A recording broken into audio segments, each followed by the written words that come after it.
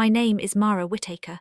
I was 32 years old when my parents told me I was not invited to my younger sister's wedding. They did not say it cruelly at first. That was always how my family did things. They used soft voices for hard decisions. They folded rejection into practical language. They made pain sound like scheduling. My mother said the guest list had become complicated. My father said Elise was under a lot of pressure. Then my mother looked at me across the kitchen table and said, "It might be better if you don't come." I remember staring at the little ceramic sugar bowl between us. It had a crack through the lid. My grandmother had glued it back together years before because she hated throwing away useful things. I asked one question. Does Elise know? Neither of them answered quickly enough. 3 weeks later, I stood at the back of Rosemere House while my sister walked down the aisle in front of everybody, who was apparently close enough to count as family. I was not in a bridesmaid dress. I was not seated beside my parents. I was not listed on the program. I was standing near the open back doors, half hidden by a row of white hydrangeas, watching the wedding from the place where late guests and caterers hovered when they were not sure whether they belonged.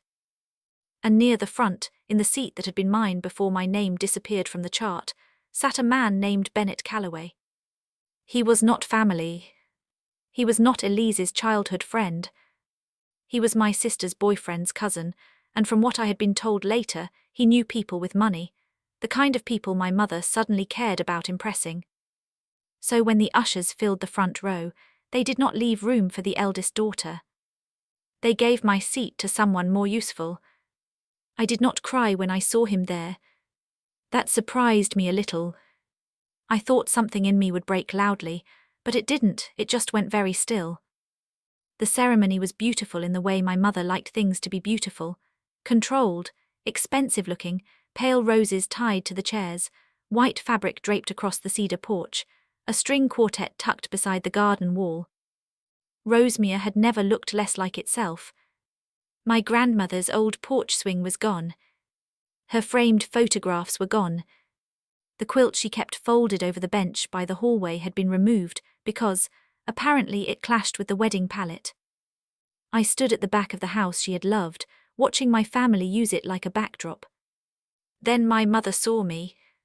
Her smile slipped first. Only for a second. But I had spent my whole life reading the spaces between her expressions, so I saw it clearly. The quick tightening around her mouth, the small turn of her head toward my father, the panic she tried to swallow before anyone else noticed. My father did not turn around all the way. He just looked over his shoulder, saw me and faced forward again. That hurt more than if he had glared. Elise was at the front beside her fiancé, glowing under the late afternoon light.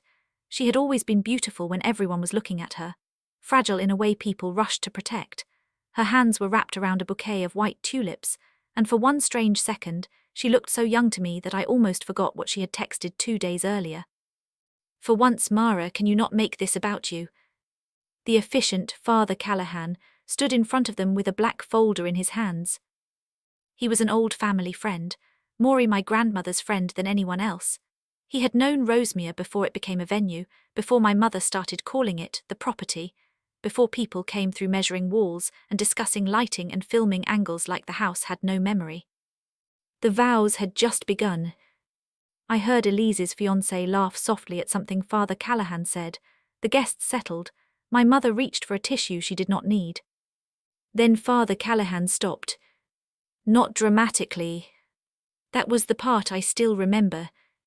There was no raised voice, no gasp, no thunderclap moment. He simply stopped reading. The quiet that followed was small at first, the kind of quiet people mistake for a pause. He looked down at the folder. Then he looked toward the front row, where my parents sat rigid and polished. My mother whispered something I could not hear. My father's hand tightened over his knee. Then Father Callahan lifted his eyes and looked past everyone. At me. The whole garden seemed to notice at once. Heads turned slowly, not all of them, just enough to make the air change. I felt people recognizing me in pieces. Marit. Isn't that Elise's sister? Why is she standing back there? Why isn't she seated with the family? My mother leaned toward my father and whispered, very clearly this time, she wasn't supposed to come. Father Callahan held the folder against his chest. And then he said the words that made my sister's perfect wedding go completely still. Before we continue, I need to ask about one family member. No one moved. Even the quartet stopped, as if someone had cut a wire. Elise turned her head toward our parents first, confused. Her fiancé looked annoyed, then uncertain. Bennett Calloway, the man sitting where I should have been, shifted in his chair and glanced around like he had accidentally taken the wrong place in someone else's life. My mother's face went pale under her makeup. My father still would not look at me. And I stood at the back of Rosemere House, with my hands folded in front of me, feeling the strange weight of every quiet year my family had mistaken for permission. Before I tell you what happened next, please hit like and subscribe. Tell me honestly, would you have stayed quiet or would you have walked out? Now let me take you back to 3 weeks earlier. Because the wedding did not fall apart because I showed up. It started falling apart the moment my parents decided they could remove me from the family and still use everything I had protected. 3 weeks before Elise's wedding, Rosemere was quiet. Not peaceful exactly, just quiet in that early morning way houses get before people arrive and start deciding what they want to take from them. The lake behind the house was silver that day, flat and cold-looking, with thin fog sitting low over the water. I had driven out before work because the caretaker had emailed me about a loose railing on the cedar porch, and I wanted to check it myself before approving the repair invoice. That was the kind of thing I did. Small things, unnoticed things. I kept a folder in my car with receipts for gutters, insurance notices, utility bills, property tax reminders, vendor estimates, and copies of my grandmother's trust paperwork sealed in a plastic sleeve. Most people in my family did not ask how Rosemere stayed standing. They just arrived when it was pretty. I let myself in through the side door, the one that always stuck when it rained. The kitchen still smelled faintly like lemon oil and old wood. My grandmother Evelyn had believed every table could be saved if you polished it long enough. She used to stand by the sink in the mornings, watching the sunrise through that wide kitchen window, humming under her breath while the coffee brewed. When I was little, she would tap the back of one chair and say, "That one's yours, Mara." Not because it had my name on it, because she remembered where I belonged. I walked through the kitchen slowly that morning, checking for dust, leaks, signs that the florist or planner had moved anything they shouldn't. Elise's wedding had been discussed around me for months, even though no one had really discussed it with me. I knew the colours because my aunt mentioned them. I knew the guest count because the rental company sent a delivery estimate to the house email. I knew the ceremony was being held at Rosemere because my mother had said lightly, "It'll mean so much to Elise to have it there," as if Rosemere were hers to offer. At the time, I did not argue. I told myself it was still a family wedding. I told myself my grandmother would have wanted the house full of flowers. I told myself a lot of things in those days. That morning, I found 3 strangers in the front parlor, measuring the wall where my grandmother's photographs hung. One man held a clipboard, another was unrolling a measuring tape across the mantel. A woman in cream trousers was pointing at the framed picture of my grandmother standing on the dock in a faded blue sweater. "That whole cluster can come down," she said. "We need the wall clean for the champagne display." I stopped in the doorway. The woman looked over at me with the bright, empty smile people use when they assume you are staff. "Oh good," she said. "Could you tell us where storage is?" I looked at my grandmother's face in the photograph, then at the clipboard, then back at the woman's. "What are you storing?" She blinked. "The family pictures." I remember the house being very quiet around that sentence. Not silent. A house like Rosemere was never silent. The old refrigerator hummed, the porch boards clicked in the cold.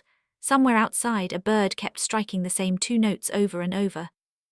But inside me, something narrowed. I said, "Those stay where they are." The woman's smile stiffened. Mrs. Whittaker said the space needed to be cleared. My mother, of course.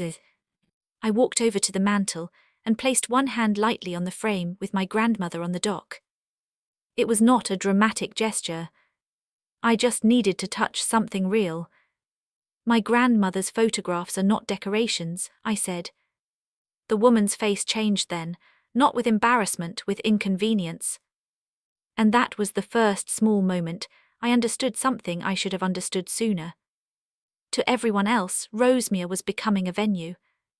To my family, it was becoming proof. Proof that they were elegant.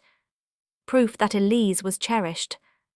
Proof that my parents still had something beautiful to offer. But to me, Rosemere was the place where my grandmother once held my face in both hands after I had cried in the downstairs bathroom, and told me, "Don't let them turn this house into something that forgets what love cost." At the time, I thought she meant dusting. I thought she meant keeping things repaired. I did not know yet that a house could remember what a family chose to forget. I only knew that morning felt wrong. And by sunset, my parents would ask me to sit down at their kitchen table. By sunset, my mother would fold her hands around a coffee mug she never drank from. By sunset, my father would look at the floor, and I would learn that the only person apparently not needed at my sister's wedding was me.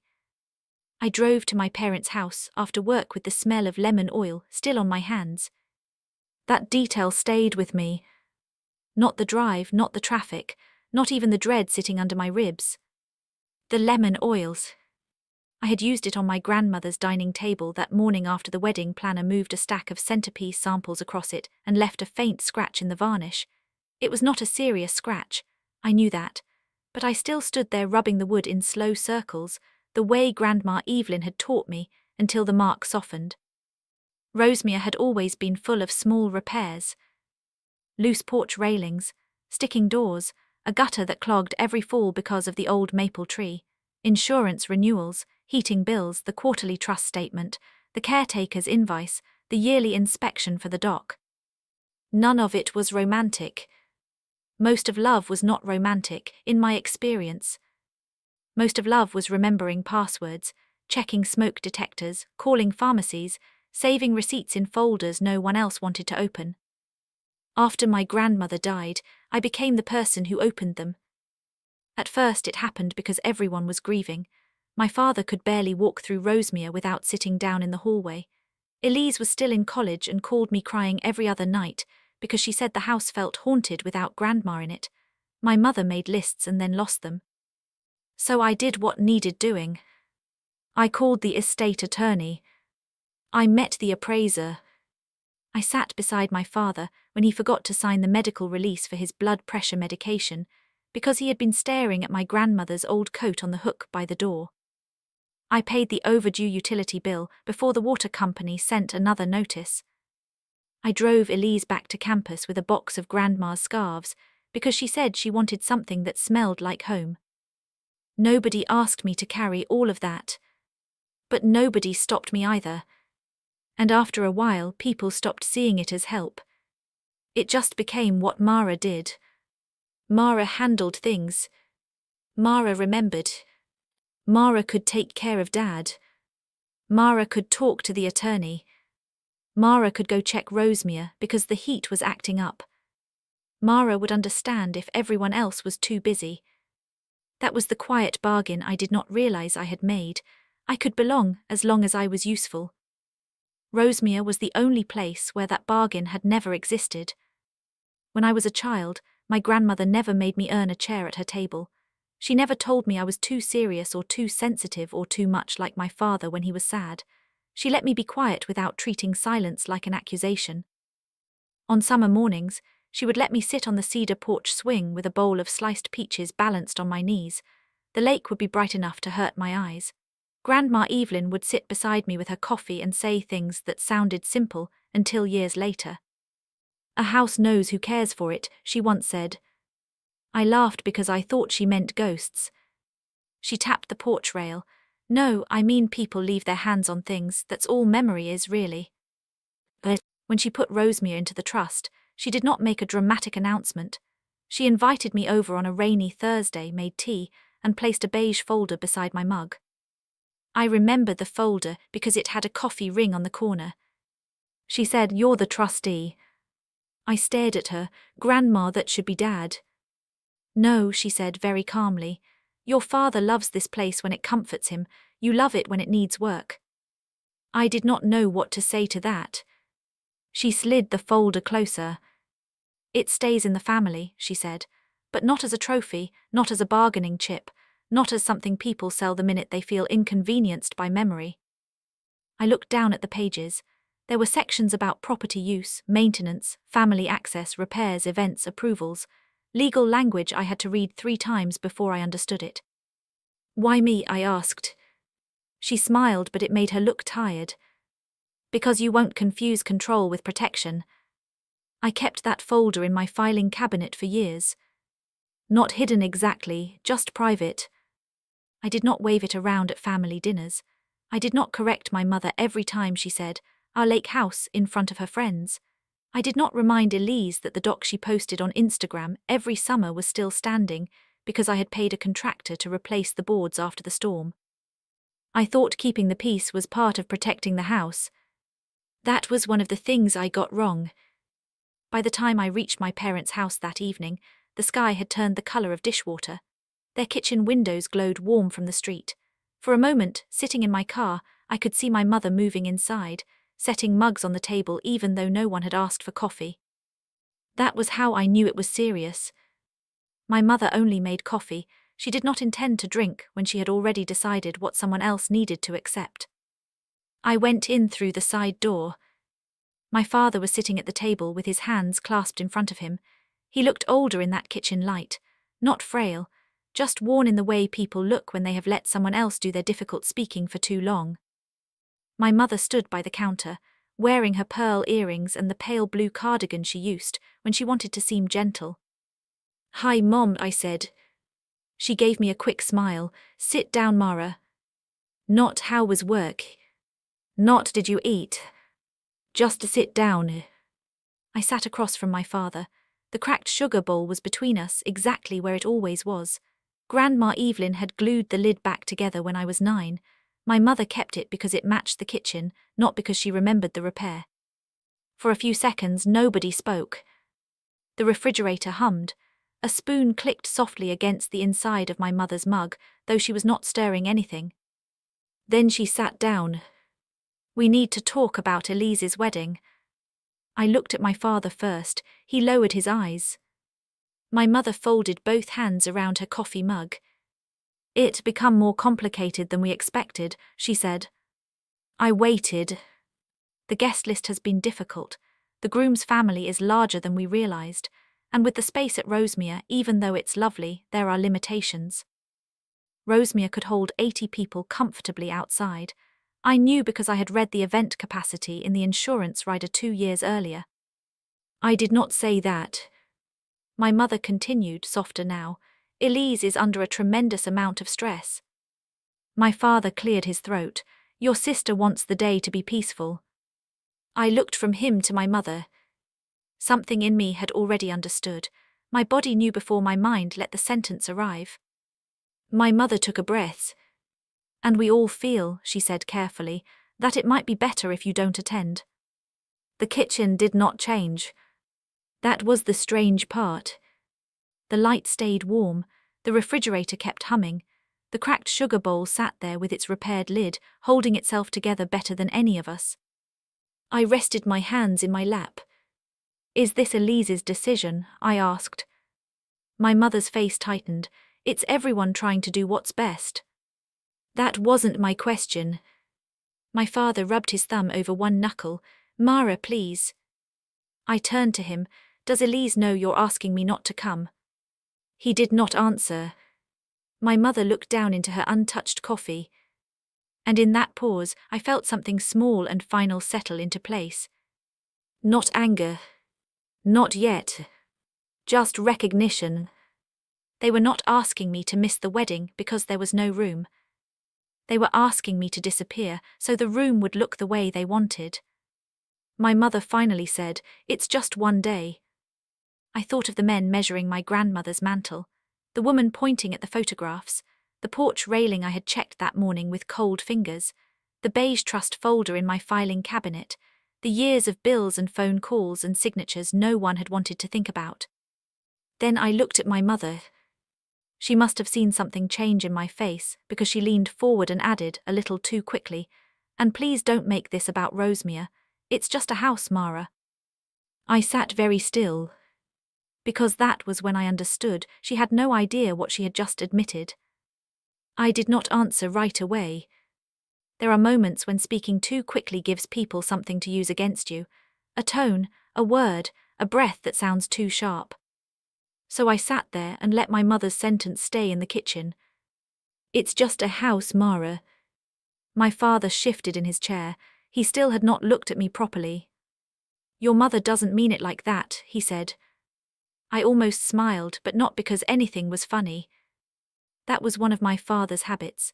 He translated my mother after she hurt someone, as if the problem was always interpretation, never impact. "How does she mean it?" I asked. He rubbed his forehead. "She means this is Elise's day, and there's been tension." "What tension?" My mother sighed softly. "Mara. Just my name. In my family, my name could become a warning if they said it with enough disappointment." I looked at her. "I'm asking what tension." She set her mug down. The coffee inside had gone untouched and dark. "You've been very attached to Rosemere," she said, "and Elise is worried you'll be uncomfortable seeing it used for the wedding." That was a careful sentence. I could hear the work that had gone into it. Not Elise is worried you'll be hurt. Not Elise wants you there but doesn't know how to handle this. Just uncomfortable, a word clean enough to hide behind. "I was at Rosemere this morning," I said. "There were vendors taking down Grandma's photographs." My mother's jaw tightened, only temporarily. They were planning a champagne display on the mantel. "It's a wedding, Mara. Things have to be arranged." My grandmother's picture was there. "And it can go back afterward." My father gave me a tired look. "Please don't make this harder." That was the second time someone said that to me in the same conversation. Harder, as if the difficulty came from my noticing. I folded my hands under the table where they could not see them, my nails pressed lightly into my palm. "Does Elise know I'm not invited?" I asked again. My mother looked toward the window. My father looked down. There it was. That small family silence where the truth sat in the room, and everyone pretended not to see it. Finally my mother said, "Elise trusts us to handle the guest list." That was not an answer. It was worse than an answer. I nodded once. Not because I agreed. Because my body needed to do something small. My mother seemed relieved by that nod. She leaned back as if we had crossed the dangerous part. "You can still be involved in other ways," she said. I looked at her. "Other ways?" "The house things," she said quickly. "The practical things, you're so good with all of that. There are sentences that show you exactly where you stand." That one did. I was not family enough to sit in a chair and watch my sister marry. But I was useful enough to make sure the lights worked, the railing held, the invoices were paid, and the old house looked graceful for photographs. My father added, "Nobody is trying to hurt you." I believed he believed that. That was the sad part. Some people think harm only counts if they meant to cause it. I stood after that, slowly. I pushed the chair in because my grandmother had raised me not to leave furniture crooked in someone else's kitchen. My mother blinked. "Mara, we're not finished." "I think you are." She opened her mouth, then closed it. My father finally looked up at me. There was something helpless in his face, but I had learned not to mistake helplessness for innocence. At the door my mother said, "Don't punish Elise for this." I turned back. "I haven't done anything." Her expression softened in a way that was not soft at all. "Exactly, let's keep it that way." I drove home without turning on the radio. The sky had gone black by then, and the road out of my parents' neighborhood looked washed clean under the streetlights. I kept both hands on the wheel.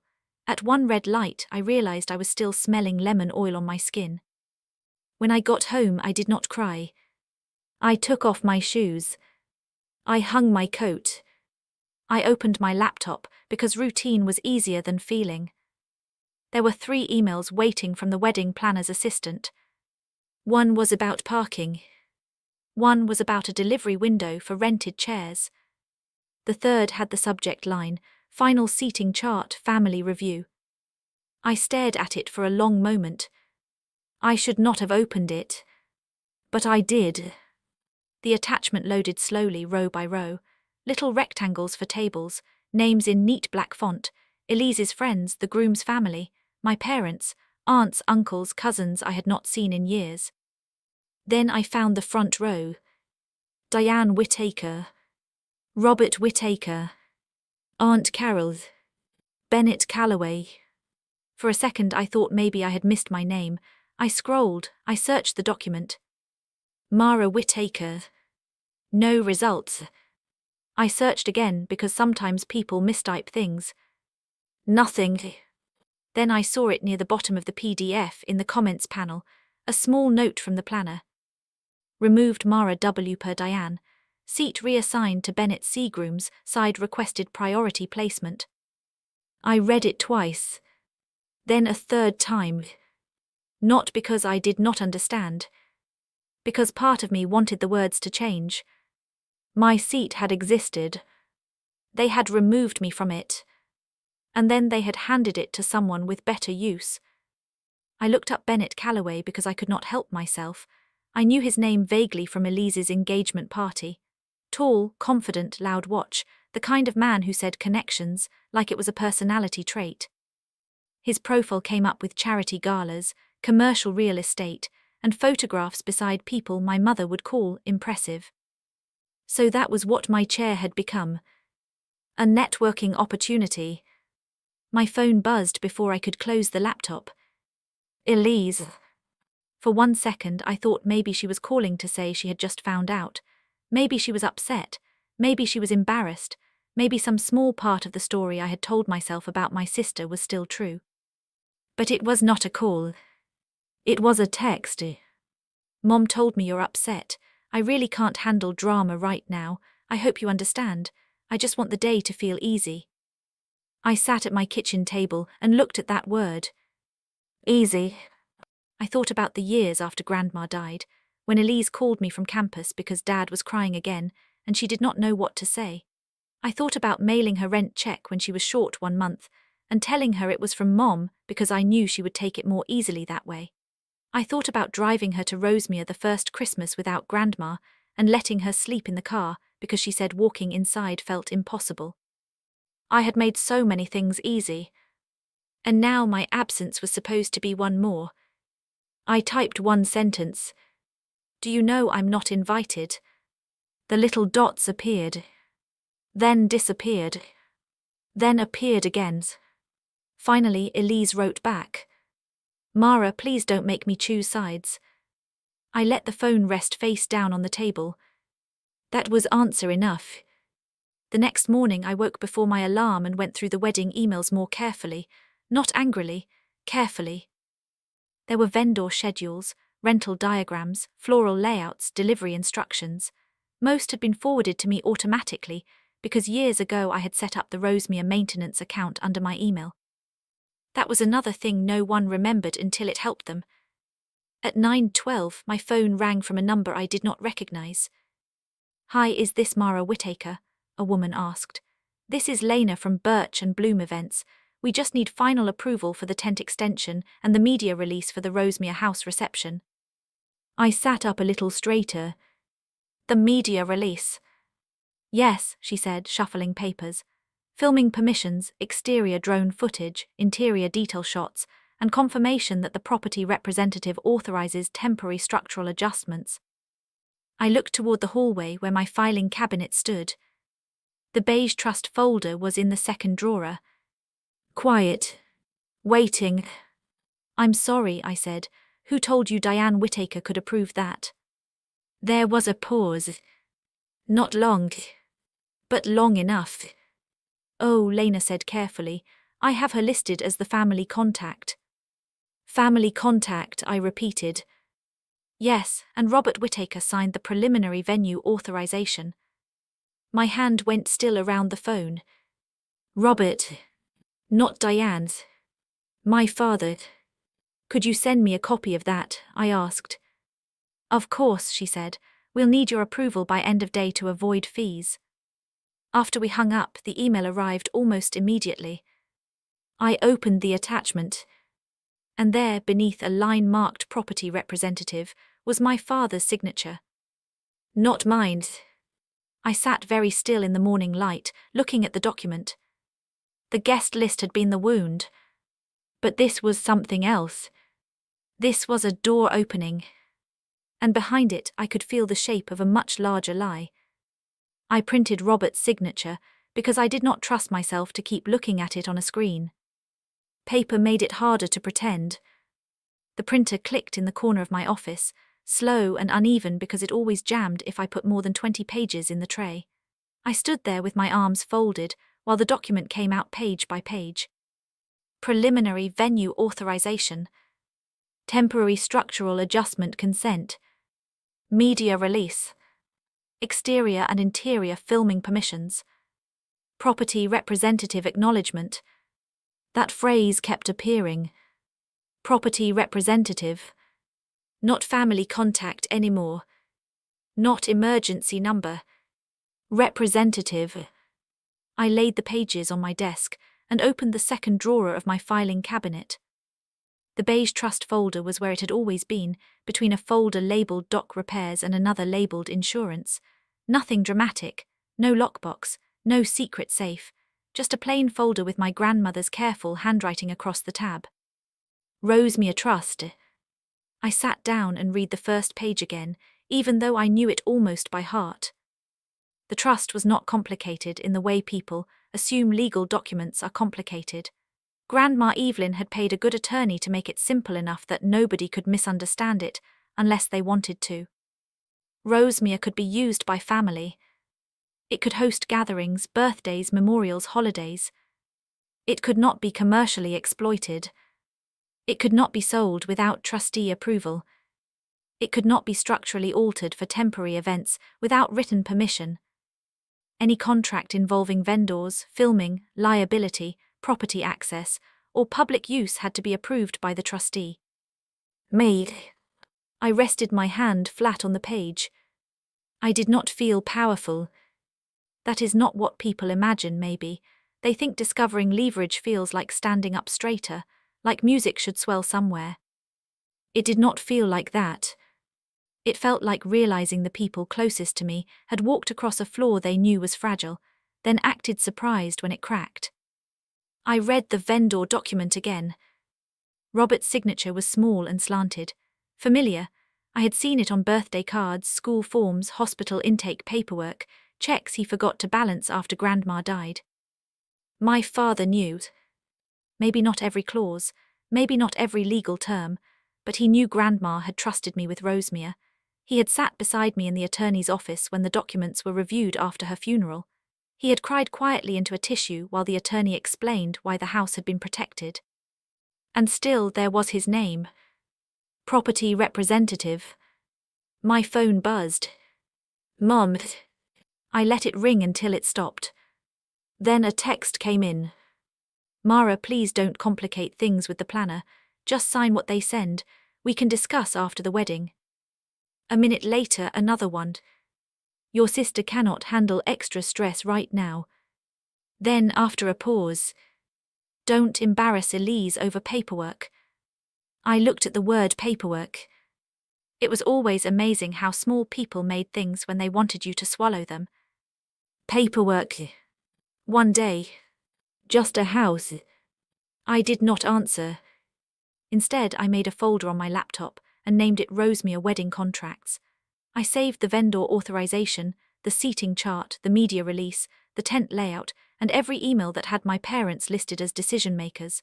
Then I called Lena back and asked for the full contract package.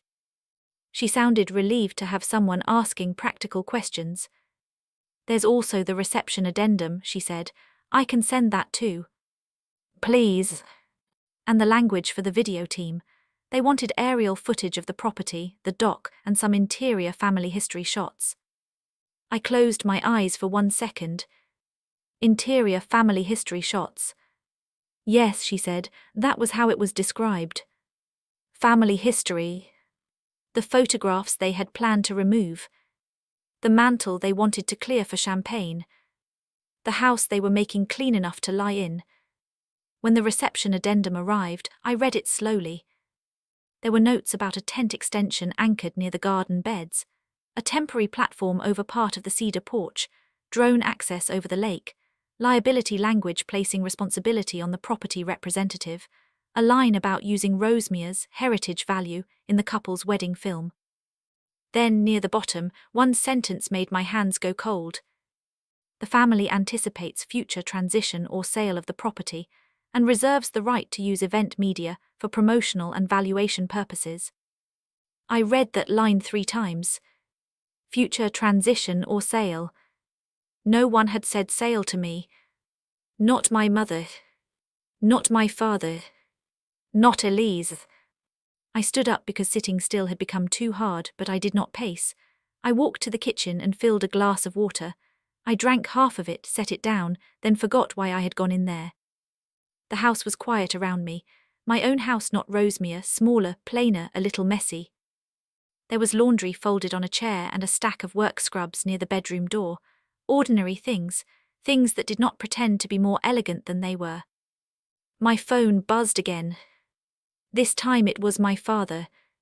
Please call me, your mother is upset. I stared at the message. Not I'm sorry. Not I should have asked before signing. Not I know this hurt you. Your mother is upset. I put the phone face down. Then I took out my grandmother's original letter from the back of the folder. It was only 1 page, cream paper, blue ink. Her hand had been shakier by then but still neat. Mara, if this ever becomes difficult, remember that protection will often be called selfish by people who wanted convenience. I had not read that sentence in years. I wished I had not needed it. That afternoon, I emailed Lena a short response. I am the trustee for Rosemere House. Please pause all unapproved structural, media, and liability-related plans until proper documentation is reviewed. I attached only the first page of the trust certificate, enough to clarify authority, not enough to invite a fight before I understood the whole shape of it. Then I called the estate attorney's office. He had retired, but his assistant remembered me. She gave me the number of the firm that held the archived copy. Is everything all right? She asked. I looked at the stack of wedding documents beside my laptop. I'm not sure yet, I said. By late afternoon, the sky had gone grey again. I was still at my desk when my phone rang from a number I recognized, but had not seen in years. Father Callahan's. He had presided over my grandmother's memorial service. He had stood in Rosemere's front parlour afterward with a paper plate of untouched food in his hand, telling me my grandmother used to sneak him jars of peach preserves after Sunday service. I answered on the 3rd ring. Mara, he said gently, I hope I'm not catching you at a bad time. No, I said, though that was not exactly true. There was a pause. I'm reviewing the ceremony notes for Elise and Grant, he said. Your mother sent over a draft for the family blessing. My hand tightened around the phone. What kind of blessing? Another pause. It refers to Rosemere as the foundation of Elise and Grant's future, he said, and there is a line about the family giving the house's blessing to the marriage. I did not say anything. He continued, more carefully now. Your grandmother was very clear with me about what Rosemere meant, and I know enough about the trust to know that wording may not be appropriate without you. Outside my window, a car passed slowly through the wet street. I watched its headlights smear across the glass. Father Callahan said, Mara, will you be attending the wedding? I looked at the printed seating chart on my desk. My missing name. Bennett Calloway in the front row. My father's signature on a line that should have been mine. Then I answered quietly. I wasn't invited. I did not tell Father Callahan everything on that first call. I told him enough. I told him Rosemere was protected by the trust. I told him I had not approved the ceremony language. I told him I had not approved the contracts naming my parents as property representatives. Then I stopped.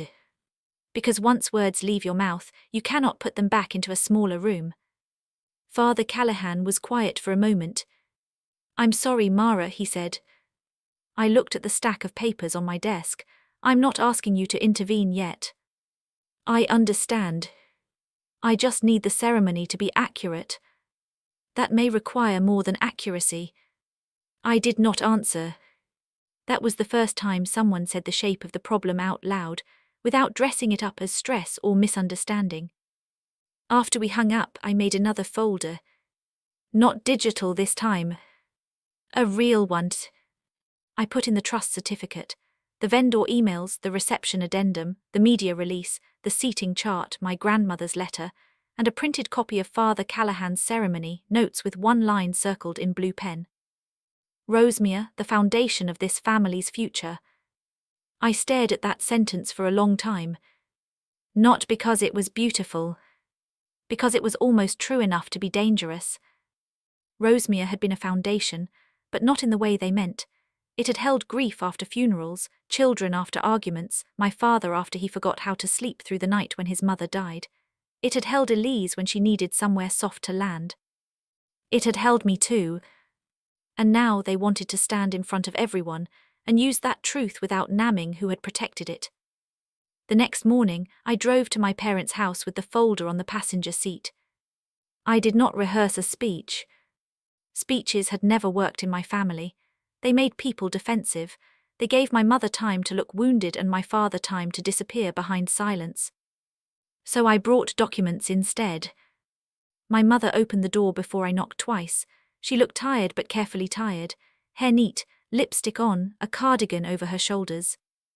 "Mara," she said, "this isn't a good time." "I won't be long." She looked past me toward the driveway, as if expecting neighbors to notice. That told me enough. My father was in the kitchen again, same table, same soft light, same cracked sugar bowl. For a second, I almost hated that room for being so ordinary. I placed the folder on the table. My mother did not sit. "What is this?" she asked. "Rosemere paperwork." Her face tightened. "We already talked about this."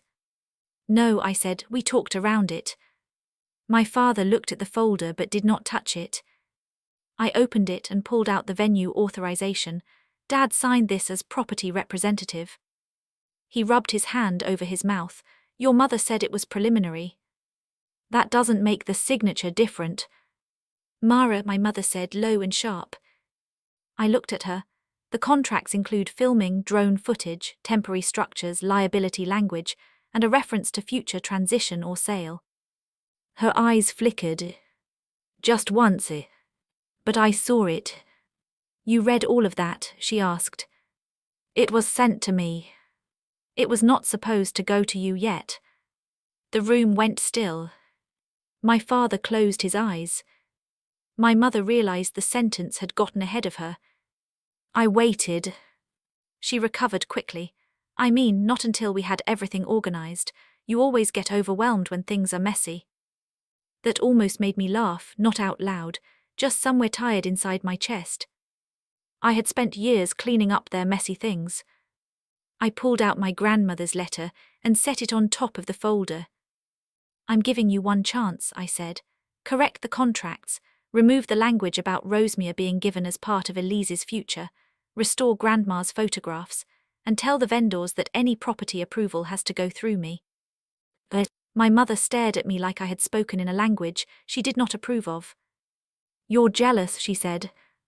"It was so quick, so ready." Not confused, not surprised. "Ready?" I looked at my father. He was studying the table. "Jealous of what?" I asked. "Elise being happy," my mother said. "Elise having a beautiful day. Elise being celebrated." I let the words pass over me. There was a time when I would have tried to prove I loved my sister.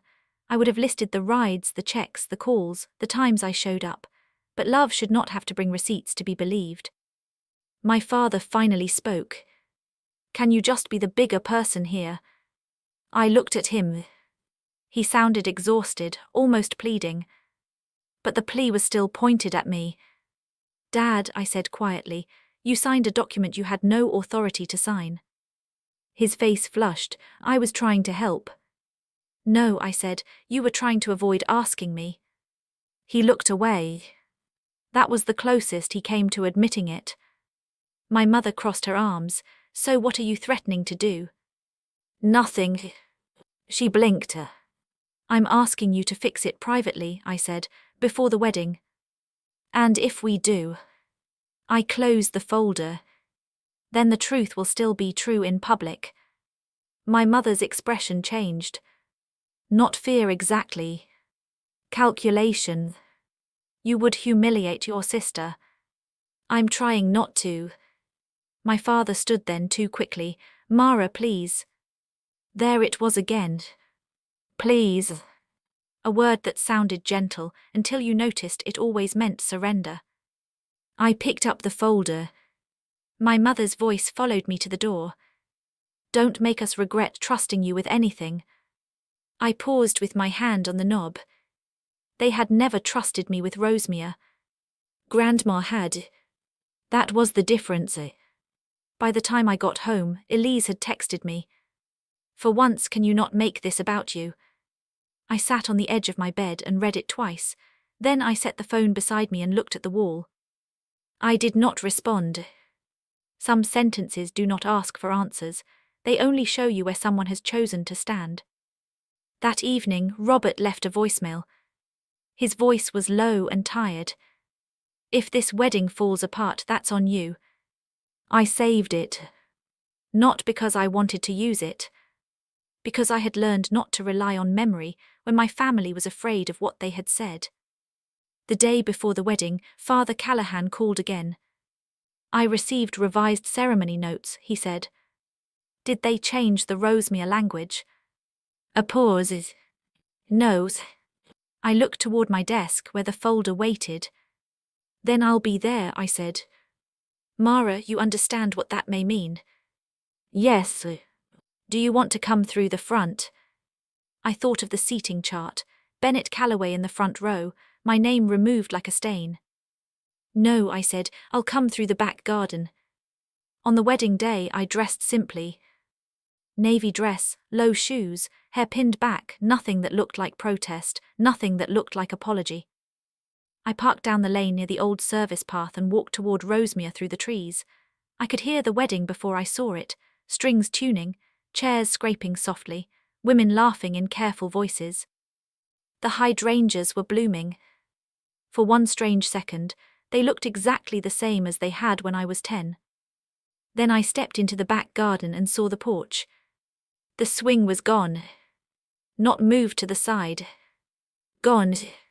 Only the two old hooks remained above the cedar boards, empty and slightly rusted, turning a little in the breeze.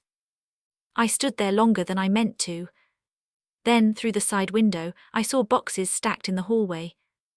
On top of one was my grandmother's framed photograph from the mantel, wrapped badly in tissue paper, her face tilted toward the cardboard like she had been put away mid-sentence. The music rose behind the house.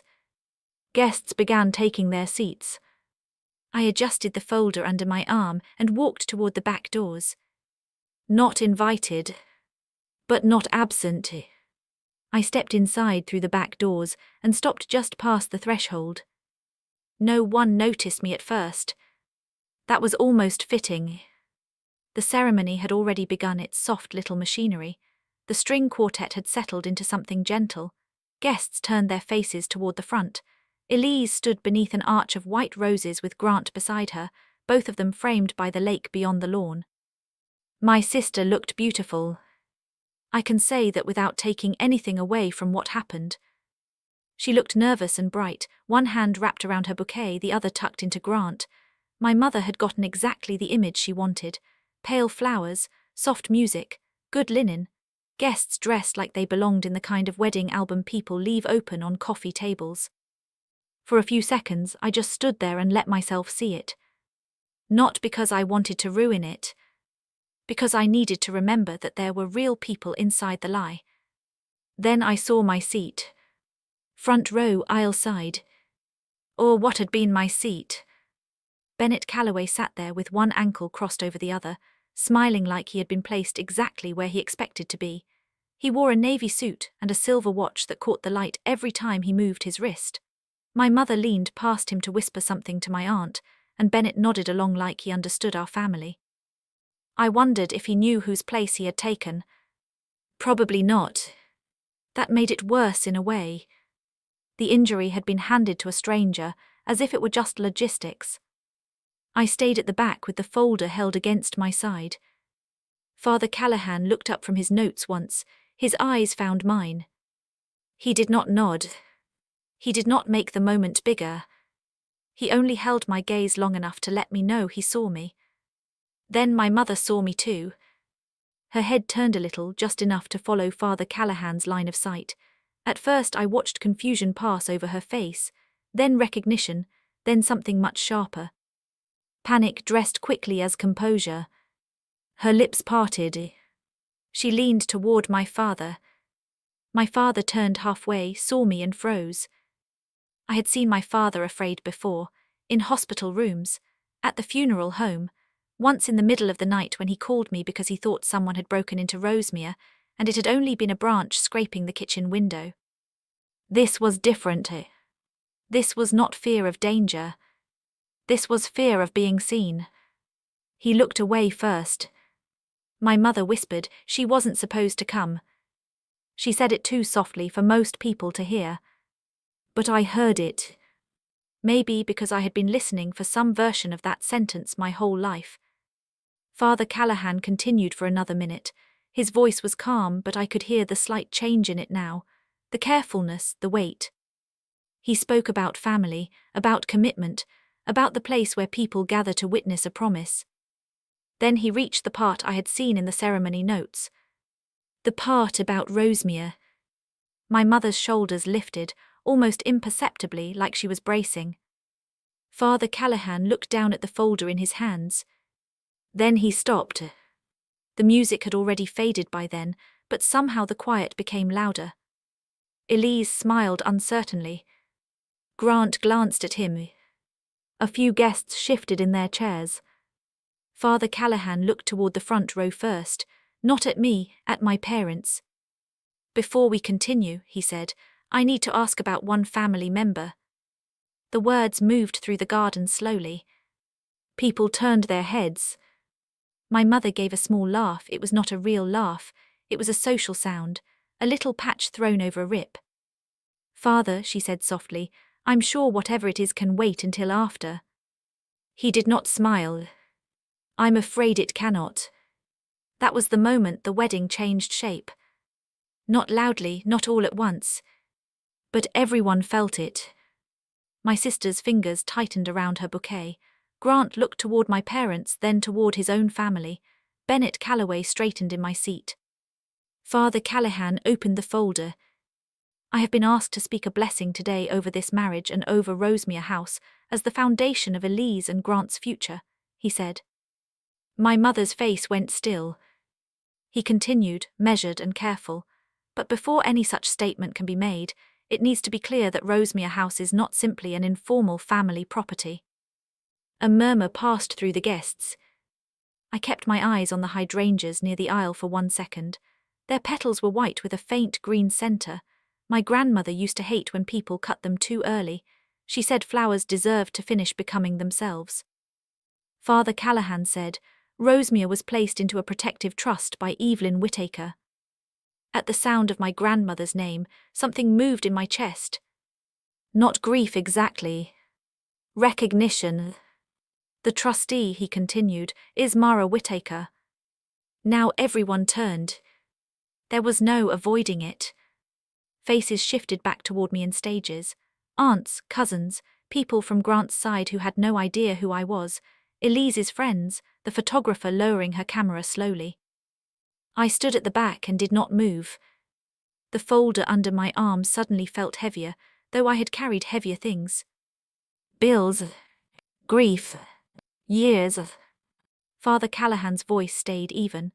Certain portions of today's ceremony language, as well as related venue contracts and reception plans, require the trustee's knowledge and consent.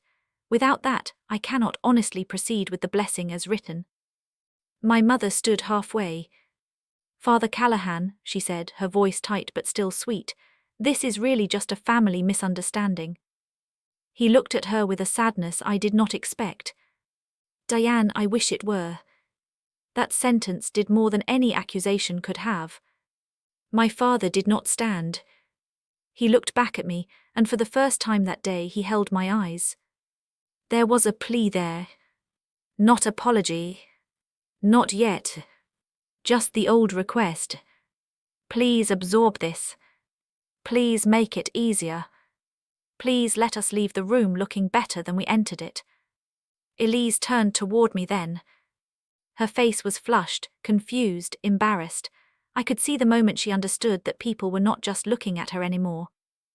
They were looking at the sister who had not been seated. Mara, she whispered.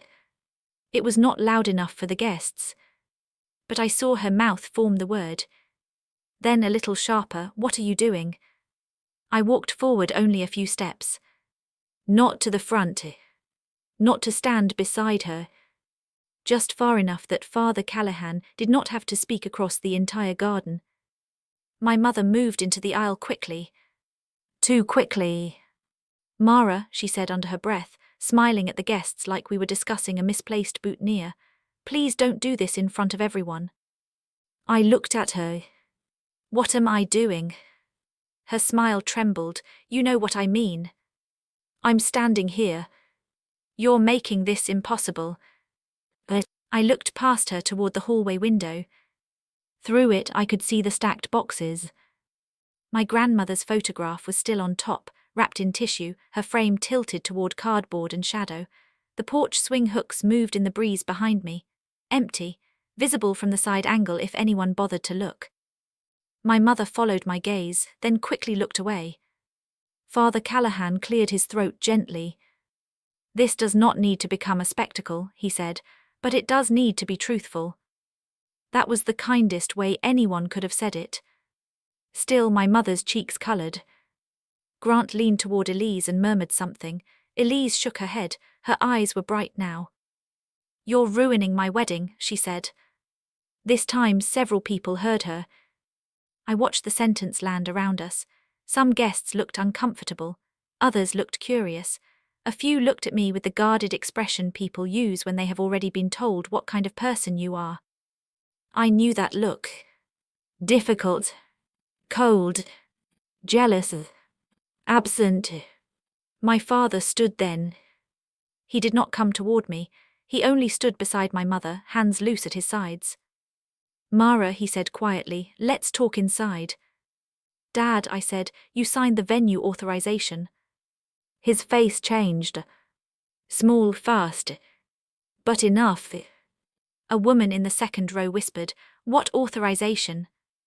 My mother's smile disappeared. Mara, she said. I kept my voice low. I gave you a chance to correct it privately. The garden went very still. Father Callahan looked down at the papers again. For clarity, he said, the question is not whether Elise and Grant may marry. They may. The question is whether this ceremony can include Rosemere as part of the couple's future, and whether today's related property use may continue as currently arranged, without the trustees' consent. That distinction mattered. I was grateful he made it. Because I did not want to stop my sister from getting married. I wanted them to stop using my grandmother's home as a prop for a story they had removed me from. My mother stepped closer to me. Her voice was barely above a whisper now. Please, not here. Robert stood behind her, looking at me like I was the only person who could still make this disappear. Elise stared at me from beneath the rose arch, no longer glowing, just frightened and angry and humiliated. Father Callahan turned toward me. His expression was gentle, but the question was formal. Mara, he said, as trustee of Rosemere House, do you give consent for the ceremony blessing and the reception plans to continue as written? I looked at my mother. Then my father. Then Elise. Finally, I looked through the window at my grandmother's boxed photograph. And for one quiet second, I heard her voice more clearly than all the guests breathing around me. Don't let them turn this house into something that forgets what love cost. For a moment I did not answer. Not because I did not know. Because I wanted to be careful with the truth. There were so many ways to say no that would have sounded like punishment. I could have named every email, every signature, every time they had asked me to disappear and still expected my protection to stand behind them. But I looked at Elise first. She was crying now, though quietly. Her bouquet had lowered in her hands. Grant stood beside her, pale and confused, and I realized he probably had not known all of it either. Maybe pieces, maybe the version my mother gave people when she wanted them to cooperate. Then I looked at my parents. My mother's face was tight with fear. My father looked smaller than he had a minute before. I turned back to Father Callahan. No, I said, not as written. The garden seemed to inhale. My mother closed her eyes. Elise made a small sound, almost like disbelief. I kept my voice low. I'm not here to stop Elise and Grant from getting married. If they want to marry today, they can. But Rosemere cannot be named as something given to them. The reception can't continue under contracts I didn't approve. No filming inside, no drone footage, no structural changes, and my grandmother's belongings need to be put back where they were. No one spoke. I added, that's all. It did not feel like all.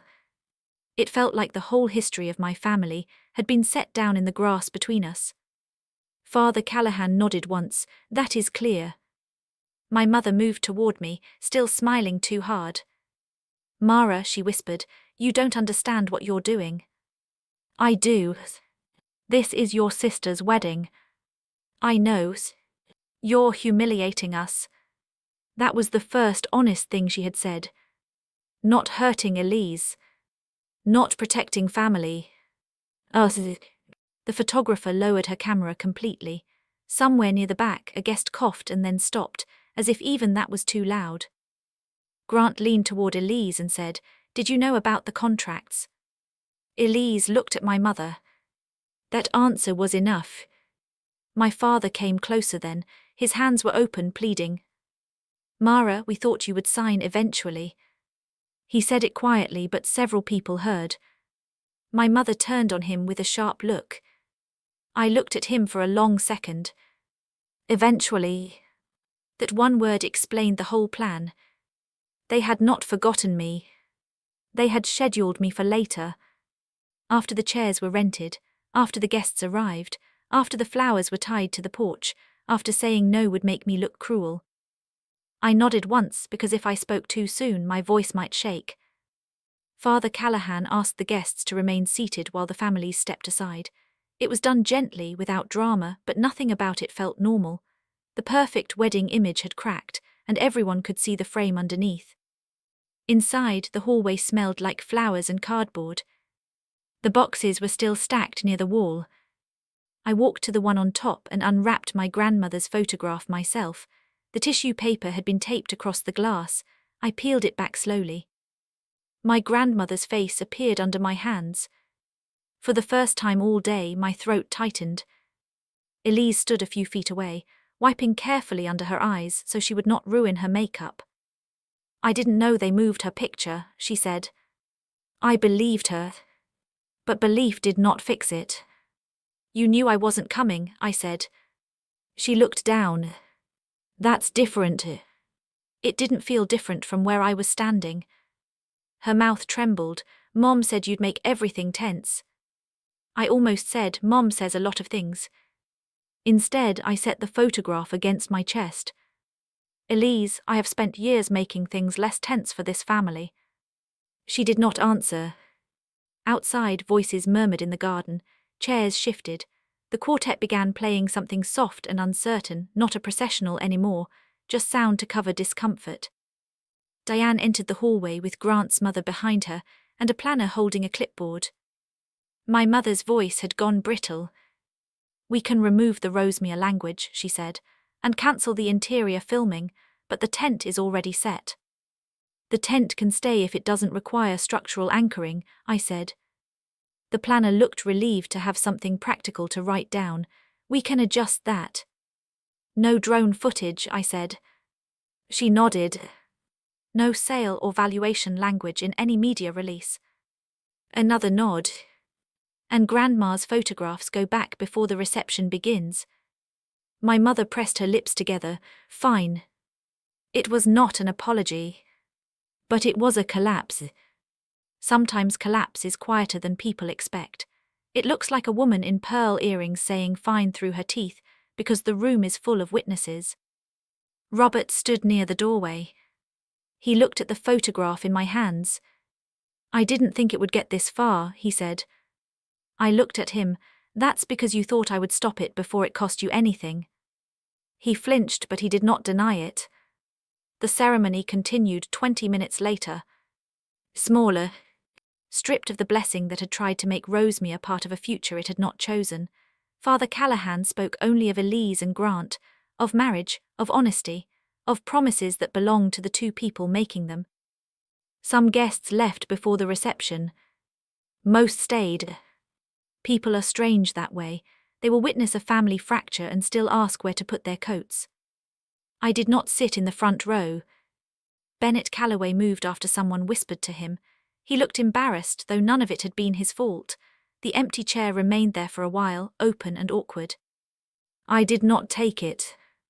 I had spent too long wanting a place someone else had to give me.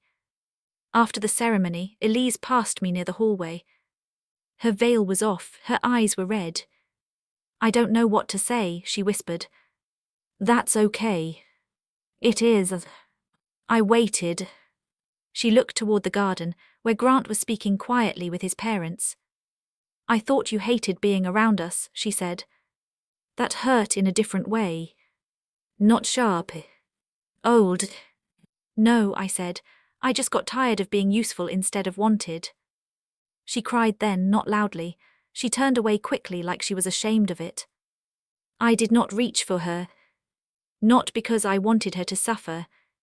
Because I had learned that comforting someone too soon can interrupt what they need to understand. Later, Robert found me by the side porch.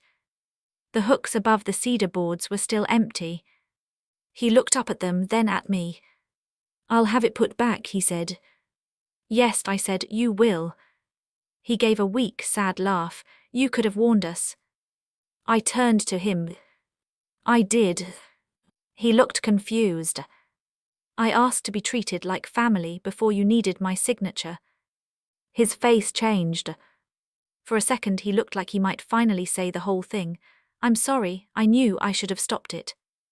Instead, he stepped toward me and opened his arms. It was not manipulative exactly. But it was too late. I stepped back. Gently.